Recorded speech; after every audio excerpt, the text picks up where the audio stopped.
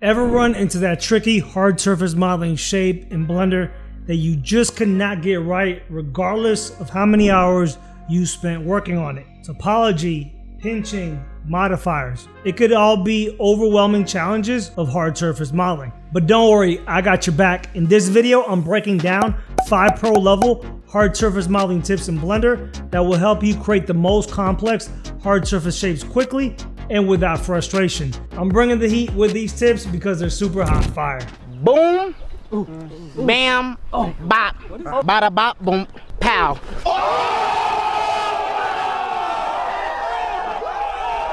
What's going on, you 3D modeling beast? This is Mussi. I'm a professional 3D artist with well over a decade of experience. I've created educational content for companies like Autodesk, and my 3D software reviews have been featured in PC Mag. But trust me, my 3D models weren't always at professional standards.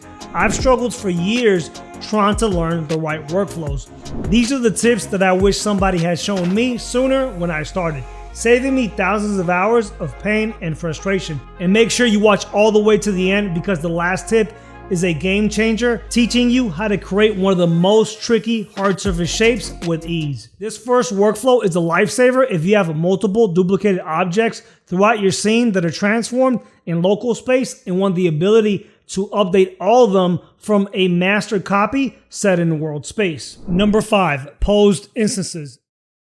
For example, this character here has these belt loops, and these belt loops, as you see, they're pretty much duplicated across this character, and they all have their local orientations. Now, if I wanted to update one of these, I would have to go in here, do my modeling changes, then I would have to duplicate these and rotate each one of them into place and really just hope that change that I made was the last change, right? So for every change that I wanted, since these are not dynamically linked, this process would have to be recreated, and this would be a total nightmare. And this applies to really any modeling task. If you're setting up a scene in an environment, or maybe if you had a robot with a bunch of bolts that are all need to be the same and posed throughout a hard surface character, this is the same exact problem that you're going to bang your head into. The other problem here is that this is set to local space. So for example, if your art director decided to change these belt loops for this character, maybe you had multiple wardrobes here or combinations of these belt loops, and he gave you some new concept art that was pretty much front, back, side, orthographics, it might be a lot easier to model this on world spacing and then have it reflect here on this posed or local transforms. What's the workflow? Posed instances. So let's go ahead and actually hide these belt loops, and we're just going to focus pretty much on these pants. So we'll isolate them. Let's create this master copy that are going to control all of the other belt loops. So for that, we need to get a split view going. So I'll drag one out.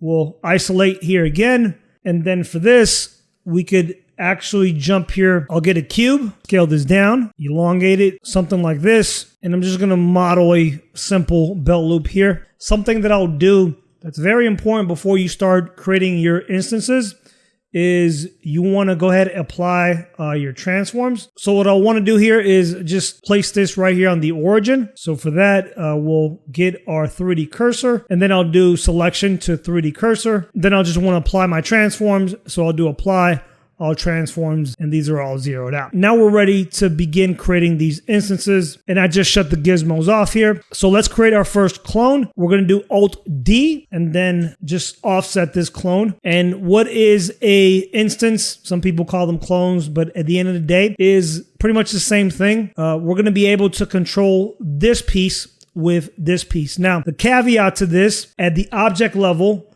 nothing happens. So if I were to scale this, you see, hey, what's going on? There's no changes, but everything happens at component level. So now if we go in here, select all these verts and scale them, you see that it applies to our instance.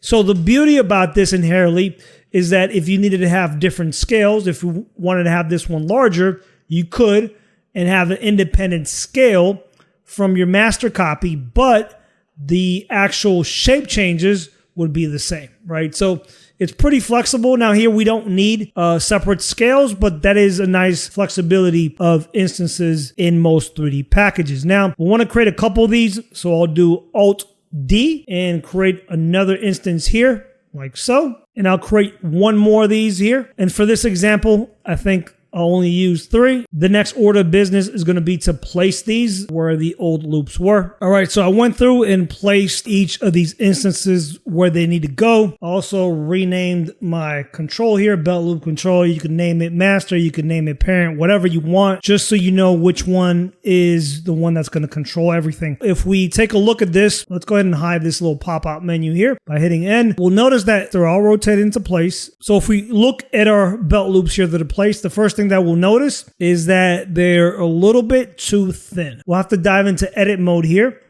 to be able to pass along those changes. Remember, in object mode, this is not going to work. So now if I scale these in the X, you see they're becoming the right width. The other thing that I probably want to do is maybe push these in a little bit to give it a little bit more of a desirable shape. So now I'll select this loop and I'll simply push in a little bit just to give it a nice little taper here. And you see that it's being updated. So that gives it a nice little feel. So this looks good and all, but what if your art director came at you at midnight and said, hey JL, we're going with a new direction here on these pants. We want to have some trendy belt loops here that have a hole in it, right? So now we have to do some modeling work. And let's just say they gave you blueprints for these, right? So let's just pretend we have a blueprint. It'd be very easy to line it up here in a orthographic view. And we're just pretending here, but I'll go ahead and just add a hole right in the middle, right? So now what I'm going to do is add more 3D modeling detail. I'll inset this and then I'll right click here, do loop tools. We'll do a circle. This looks good. I'll delete these faces. And now you see all those changes are passed down again to all our duplicates. These do look a little bit funny since we don't have any thickness. So instead of modeling the thickness here, why don't we leverage the strength of Blender and its modifiers to be able to control this thickness on the fly? Maybe this character has multiple belts with multiple thicknesses, and we're better off having individual control of this instead of having to worry about modeling this detail. So I'm going to add a solidify modifier here, and you see that this gives me good control of how thick I want this. So this looks pretty good. By default, the modifiers are not passed down to the instances. So we'll have to actually link them with a two-step process. So the first thing we'll have to do is actually give the modifiers from here to our instances. So I'll select all my instances, select the modifier that we're basically sourcing. I'll do Control L. This is going to allow me to link transfer data, and we're going to do copy modifiers. And now you see that each single instance now has that modifier. Now the next step here is if we go back to our control copy, play with the thickness here, you see that our clones are not updating. While this copy, the modifier, is a static copy. So now we have to make a connection. This is very simple. I'll go here to the thickness on my control copy. I'll right click and I will do copy as new driver. Now I'll go to each one of these instances, and in the thickness, I'll right click and I'll do paste driver. You'll see this purple color coding indicating that this connection is now live. So if I go in here and I adjust the thickness of this, you see that it's passed down to my instances. Now I simply have to paste the driver in all of my instances. And that's pretty much it. Now I'm able to go in here and not only control any of this model's details here by using the instances that we have created, but we could also control this modifier because we made that connection via the driver. And if we wanted to, we could even give this sub D modifiers just to give it a smooth look, match the rest of the character. And that's how you create posed instances in Blender. You're doing great. With each new workflow you learn, you're becoming a better 3D artist. I'm always improving my own hard surface modeling by learning new skills from other skilled artists. That's why I'm excited to share today's sponsor, Skillshare. Skillshare is the largest online community for creatives, offering thousands of classes across hard surface modeling, environment art, 3D characters, and more. Whether you're just starting out or looking to refine your skills, Skillshare's learning paths will guide you from beginner to pro. Right now, I'm taking ZBrush Hard Surface Sculpting for All Levels by Sean Fowler to push my skills further. You can start your own learning journey too. The first 500 people to use my link below get a 1-month free trial of Skillshare. That's a whole month of unlimited access to classes by industry pros. Just click the link in the description below and start mastering your 3D modeling skills today. Using symmetry in hard surface modeling in Blender with workflows like the mirror modifier can dramatically speed up your workflow. But it's too bad it's not possible with more complex setups that require radial symmetry. Actually, it is. Tip number 4 is radial symmetry. Radial symmetry is great for creating hard surface assets like car rims, gun parts like this example, or any hard surface asset that repeats itself in a radial fashion. The great thing about this workflow is that we can think of this as a 3D modeling pie, and we only have to concentrate our 3D modeling efforts on a small slice of it and let radial symmetry do the rest of the work. There are 4 main steps to getting this set up right, and the first one is figuring out how many lines of symmetry do you have. What's a line of symmetry? Well, how many times does this pattern repeat itself? So if I count off the tops here, we have 1, 2, 3, 4, 5, 6. This pattern has 6 lines of symmetry. If you add a 5-spoked car rim, then you would have 5 lines of symmetry. So I want to start with a primitive that's evenly divisible by 6. When you're working with radial symmetry, you want to make sure that your cursor here is right the middle, and so is your object's origin. So we'll do Shift A, we'll get a mesh, and we'll get a circle. And here I want to get something that's 60. That's going to be evenly divisible by 6. I'm going to hit R, X, 90, and then just scale this up. And I'm basically just matching pretty much the perimeter of this or the radius of this with this radius here.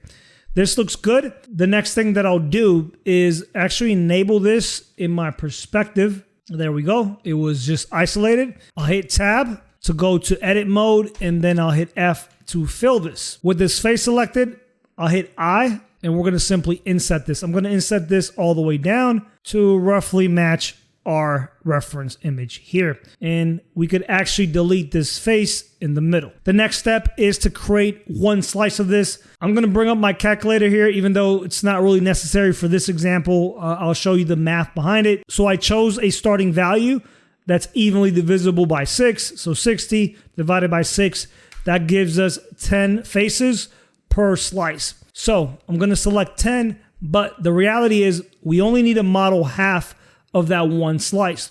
And that's because we're going to use a mirror modifier. So that way we can concentrate our efforts on only half of this and have the mirror modifier do the extra bit of work. So now we only need to select 5 as we're only going to be working on half of that one slice. With that, I'll do Control I. That's going to invert my selection, X, and then delete my faces. And there we go. That's half of our slice. Now we'll drop a mirror modifier. And now we see that what we do to one half of this slice is going to be reflected over. That's exactly what you want. The next order of business is to figure out how many degrees of rotation you need. Well, again, Blender can do calculations within its parameters, but I'll show it to you here in the calculator. 360 divided by your symmetry lines, which is 6, it's going to give us 60. So this slice is going to have to be rotated 60 degrees. That leads us to our final step, which is the setup. For this setup, we're going to need 2 things. We're going to need a empty, and we're going to need an array modifier. So I'll get the empty first, Shift A, empty, we'll do plane axes. It's going to drop there in the middle. And now we'll select our slice here. We'll add another modifier, and this is going to be the array. By default, this is going to be off because you actually don't need a relative offset. So we'll shut that off. We'll use a object offset here. We'll pick this empty here. And you see that it's off in La La Land. Well, why is that? Well, that's because of our transforms again. So what we'll do is we'll hit Control A. We'll apply all our transforms. And there we go. It cleared that out. And now if we start playing with the count here, nothing's happening. That's because we don't have any rotation. So when we start inputting our rotations, you see this starts to work. And remember, we already figured out that number. So it's going to be rotations in the Y. And I didn't constrain the axes here. That's why I'm getting some added rotation values. But I'll put 60 here. And you see now that this is working properly. So we'll go back to the array and we'll get our count to the right number, which is 6. And this is pretty much it. As long as we work here on half of the slice, you'll see that all these details are actually reflected here. Now, one thing to keep in mind is you want to respect this boundary edge as much as possible. Something you can do is you can tap G twice and slide your components along here, and that way you're not getting into any trouble by pulling off this surface. What I'll do from this point is show you a little bit of the modeling process, so you'll see how fast your shapes can take form with this setup. What I'll do from this point is show you a little bit of the modeling process, so you'll see how fast your shapes can take form with this setup. What can I say? You're on a roll. You made it to about the halfway point of this video.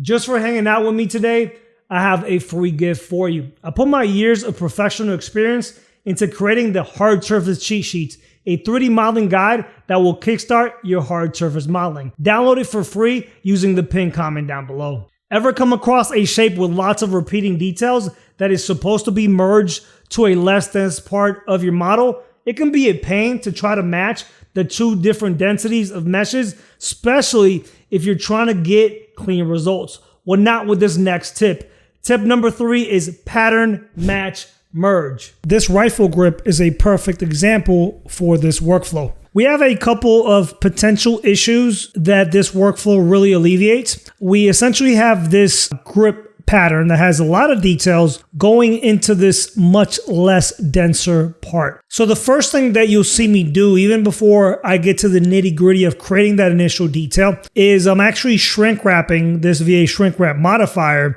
this little bit of a base onto the main shape that it's going to be merged to. The last thing that you want to do is create this pattern, and when you go to merge it, you have some inconsistencies. Now I know that this base is going to be aligning with the bigger shape that ultimately it's going to merge onto. The second thing that I want to do is use those instances, in this case it's going to be an array modifier, to create a pattern that's flexible. So now I can flesh out this shape and pretty much align it to where this pattern is going to fit. So once I have my pattern finalized, I can then pose it back into place and tackle the next step. In this part of the workflow, we're trying to match up the two densities, right? We have a very detailed part that's naturally going to require more density. And then we have this larger part that doesn't have as many details, but in order for a sub-D workflow, these densities are going to have to match up a little bit closer. So what I need to do is treat this larger part and add more subdivisions to match before I do my merge. The key here is that we're going to have to actually reinforce some of these edges first. Select all the edges that need to be hardened or reinforced and set those edges to a mean crease of 1. That's going to allow us to hold up our shape once we introduce our added divisions. So on this base mesh, we could add a subdivision modifier and actually bake it in. Now this is going to get our divisions a lot closer to each other. Now we could simply join both of these pieces and start welding these verts. So after a little bit of manual cleanup and matching up those edges, we were able to take this pattern, create it separately, and then merge it onto this larger shape for a sub-D workflow and get ultimately clean topology. We're down to the last 2 tips, and they just keep getting better from here. The next one will change the game on how you create hard surface cables in Blender. Tip number 2 is duplicating the form. This is a great workflow for creating hard surface cables like this. And to pack as much value as humanly possible in this video, I'm actually going to show you 2 bonus tips that pertain to this specific example. One is going to be able to actually reverse engineer a curve right in the middle of a cable like this. Why would you need that? A lot of times you get models that you ultimately have these cables for but no curve to control, especially if that modeler deleted the history and those curves. This will allow you to take a cable like this that you don't have a curve, create a curve, and then link that curve back to the object and have something that you can rig and control that curve once more. The second tip that I'll be showing you is using the curve warp modifier, which is essentially what we'll use to create this final object, but use it in a pose position. A lot of the tutorials out there that I've seen use the curve warp, but everything's lined up in the world and everything lines up perfectly. When you're posing and having these curves kind of in the middle of your scene, there's specific settings that you'll need to have your object and also your curve warp modifier when trying to get the curve warp to work with a curve that's off in 3D space. Let's get started. The first thing that I'll do is isolate this curve.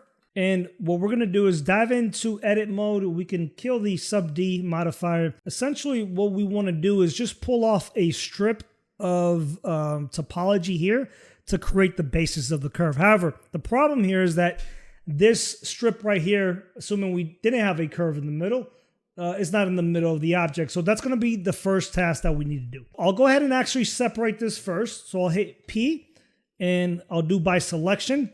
And now these are separate objects, so I can go ahead and delete my original mesh and be left with this alone.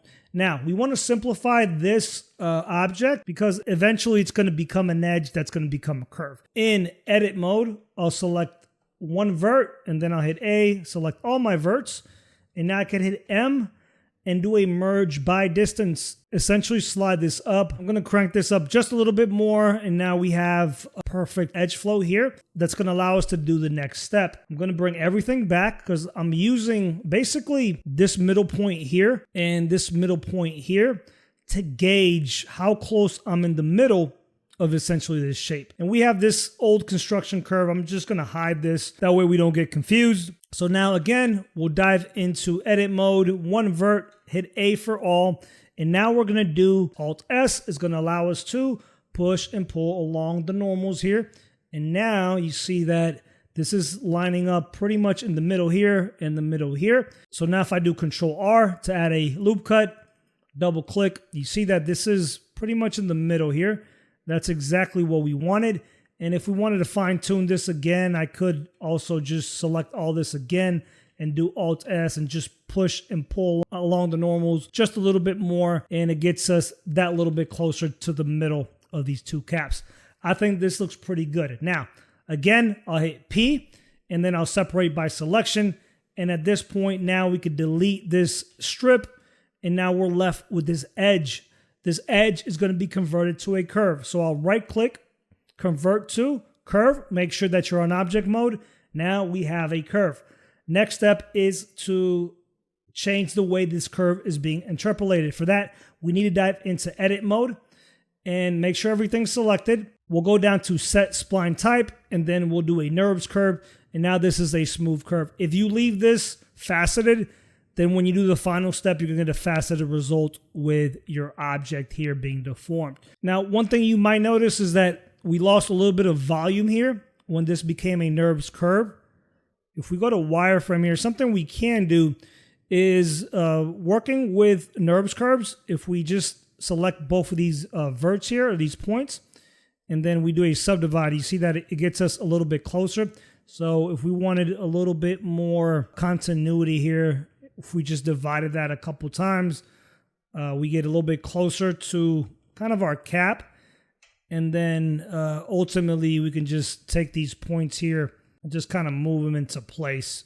And there we adjusted the curve.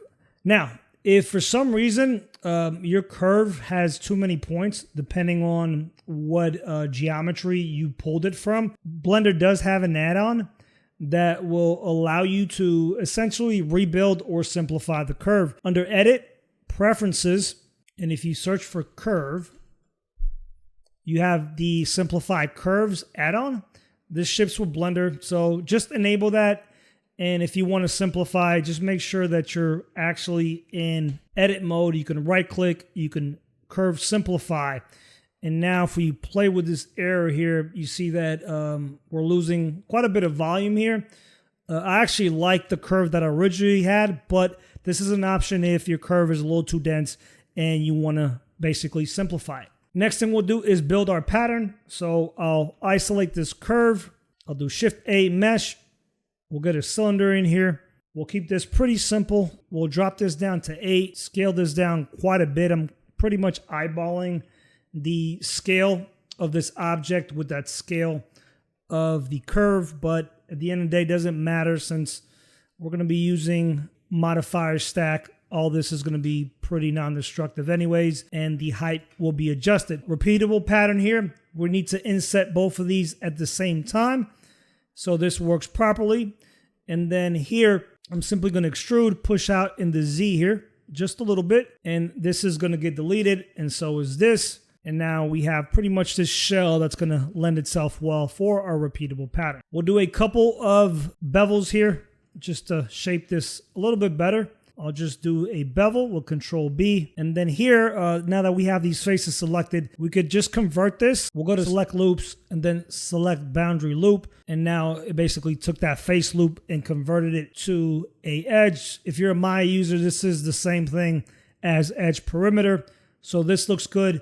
Now we need to do a bevel here with 2 divisions and make sure that this is, since this is a holding edge, we just want the shape of 1. That way, if you ever need to go back and delete these bevels, it's a non-destructive workflow. And remember, if you're doing bevels and things are a little bit wacky, just make sure that you apply to your transforms. Here, I don't have any scales. I do have scales, but they're all even. But if you had uneven scales, this would kind of bleed into your bevels. So always remember when doing bevels, especially if they look a little bit funky. I'll do Control R here. This is going to be bent along a curve. So we need a couple more divisions.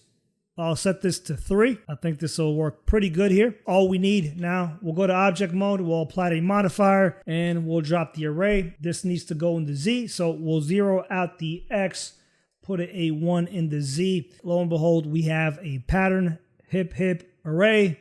Terrible joke, but great result, as this is working as it should. Put this to 25, and then we could always increase this once we drop it into the curve. Right now it is feeling a little bit big compared to that curve, so I'll scale this down just a little bit. I think we're ready to drop this. The other thing that I'll want to do is, since these verts are not merged, we could always add weld modifier, and this is going to weld our verts. And then we'll also add a subdivision modifier, but we could just do Control 2 for that. Right click here, shade smooth, and disable it here in edit mode.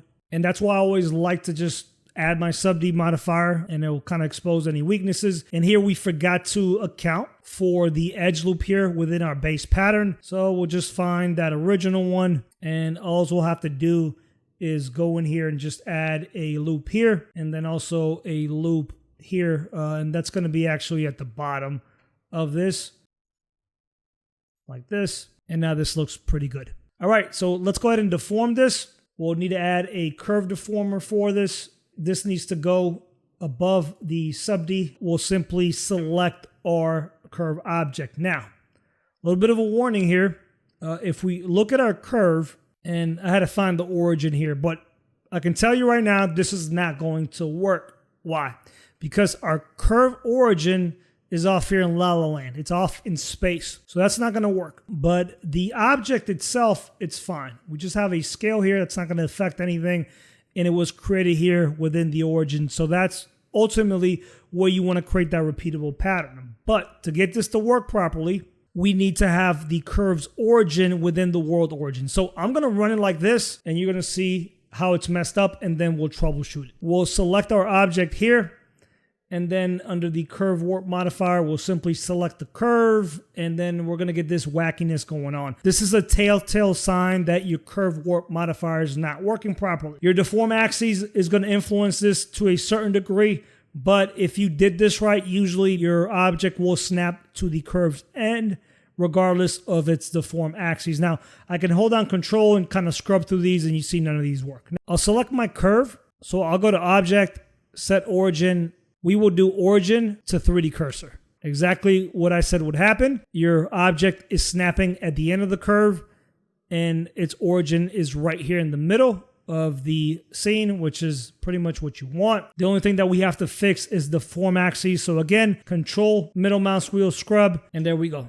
The Y is the axis that's going to work for you. Feels a little bit too big. Let's actually bring everything back and see how it looks compared to, yeah, just a little tad too big compared to the other one. Not a problem.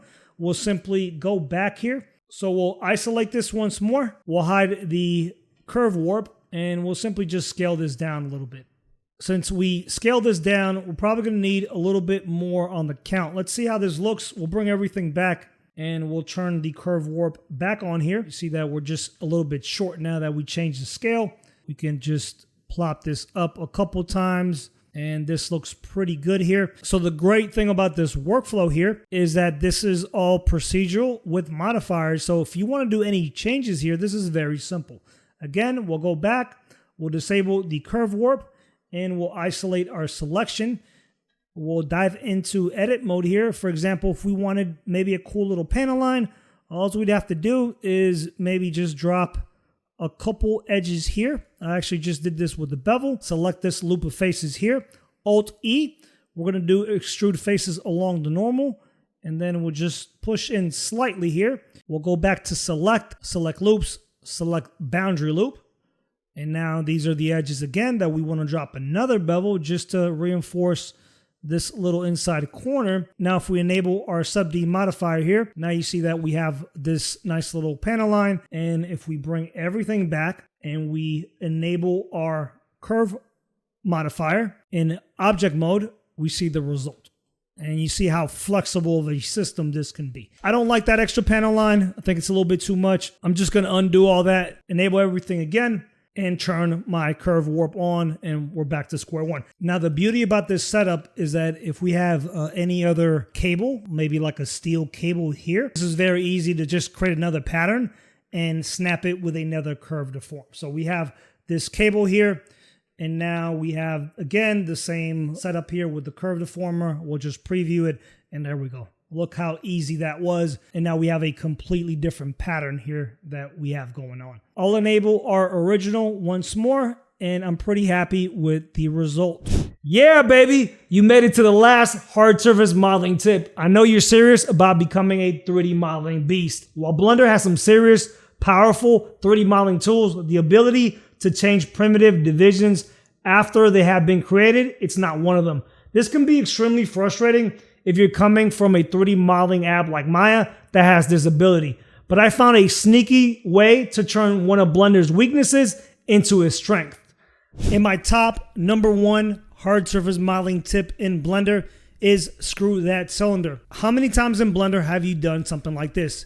You want to create a complex hard surface shape that is based on cylindrical surfaces. Usually you'll do something like this, where you create a mesh and you create a cylinder. You come to the realization that you only have one shot here to change the number of vertices or the divisions of this cylindrical shape. And if you don't nail this right off the bat, 9 times out of 10, you'll have to restart your shape no matter how much modeling you've done. So right now, I'm going to set this to 8. And let's pretend that I want to create a more complex shape, maybe use a Boolean's workflow. I'm going to subtract this from this. Now, if you've been 3D modeling for a while, you know this is a train wreck waiting to happen, but I'll actually go through with this and show you one of Blender's weaknesses, which is the inability to change primitives after they're created, but actually one of his strengths, which are modifiers, and ultimately be able to turn that weakness into a strength itself. So I'll select this shape here. I'll get a Boolean modifier. We'll pick this as the difference. And now if we hide our cutter, you see what we have. And maybe at some point you decide this is a good idea, which is not. And we apply this modifier and you waste 30 minutes of your life here thinking that you have a good block out. And you figure out that, you know what, this base cylinder was not dense enough. And even with using things like loop tools, this is going to become somewhat of a nightmare, especially if you Boolean this out. So this is going to be very, very difficult. Also, adding divisions like this, you're really just forced into basically subdividing between this, and this is maybe what you need, but maybe these are not the same divisions that you do, right? So this workflow is not ideal, and honestly, you might not need to subdivide this evenly. You might need a couple more divisions. So right now you're kind of forced to finagle this, try to double this, and we're not even going to talk about the nightmare here that this Boolean is now merged. This is going to be a headache and impossible to clean up. So this is where screw that cylinder comes into place. We're going to delete this, and we're going to delete this as well. We're going to start with another shape or another primitive that actually doesn't resemble a cylinder at all, but with the help of a nifty little modifier in Blender, we're going to create an awesome dynamic cylinder that we're able to update those divisions after its creation. So we'll jump to the side view here. I'll do Shift A mesh. I'll get a cube. I'll scale this down just a little bit, dive into edit mode, wireframe, and with face selection on, I'll drag marquee, I'll delete faces, and I'm essentially trying to create a profile here for a cylinder. So I'm gonna just push this here in the Y. Now the main thing that you do want to keep in mind is keep the origin of that object, and since this is already created in the origin of the world, this is fine. But if your origin is off in space, you want to make sure that it's in the center of this shape for this modifier to work. So I think this looks pretty good. Now the next thing that I'll do is actually add a loop cut here. We just need this edge. So I'll do Shift D, that's gonna duplicate it. And now I can hit P and then separate by selection. Now these are separated. So now I'll just select this object here and delete it, and we're left with this clean profile. The next order of business is to go under primitives. We wanna make sure this is selected in object mode. So in object mode, I'm gonna select my profile here. I'll go to modifier, and I'll type in screw. And now from that profile, we have created a perfect cylinder. The beauty about this is that we could actually dynamically change the divisions here. Now the normals are gonna look a little funky. That's because it's set to smooth shading. So we could disable this. This is gonna look a little bit better here. And now we can set this to whatever we want. Now the great thing about this is that if we wanna control this shape, we can always go back to that base. So we can disable both of these here. And all I got to do is to change this cylinder's height, for example, is I can grab these points, move them up. And now if we enable the modifier again, there we go. If we were to take this, Shift D, move it into place, and we're going to run a similar scenario to what we had earlier. So now, again, I'll select this. I'll add a modifier, and this will be a Boolean. I'll do difference. I'll subtract this, and then I can go ahead and hide the cutter. We're kind of back at square one where these divisions here are not really matching up. So in this case, we could increase the divisions here, or we could decrease the divisions here. And with this flexible setup, we can. So I'm going to select this here. Even though it's hidden, we'll be able to update this on the fly. And you start seeing the power of this system. Since this is a smaller radius, I can go in here and pick something that's going to work. And I'm looking at the face spacing here, and this actually looks pretty good. Now this workflow does have a limitation where you can't add loop cuts. So for that, kind of forced to do one of two things. One is if you wanted maybe extra loop, what you could do is if we disable this screw modifier here, and also the Boolean modifier, could kind of hack this by adding divisions. So we could subdivide this, and then again we could select these verts and do a subdivide. Maybe we'll move these up. These verts here are actually going to be adding edge loops as this is being revolved. So now if we turn back our modifiers here, you'll kind of see the result. So now by controlling this vert, I can control that edge loop there and line things up. This gives you quite a bit of a level of control, but at some point, if you want to use a knife tool or anything that needs to be done on a particular face, you would shut this off. We're going to bake in the Boolean operator. Now that we have this clean perimeter here, we can just add these faces here. I'm painting them on, delete them. I'll bring on my statistics. We're sitting at 16. Here we have a bunch of hanging verts. We could manually select them, but Blender does have a select feature here. So if we go to select similar and then amount of connecting edges. Since these are hang invert, they will all pretty much share that same information. So this makes it a breeze to select hang inverts. Now I can go to delete, and then we can dissolve these vertices. This is now cleaned up, and now we can get a true count on this edge, which is, this is 16, and this will match up perfectly. So we'll select both of these here, right click, and now we will do a bridge edge loops. This is now bridged. We can go ahead and get these edge loops here. I'll probably bring them in quite a bit closer, like this. I'm gonna apply all my transforms here. I'm gonna select all my edges here. And before I add my bevels, something that you wanna make sure to check into.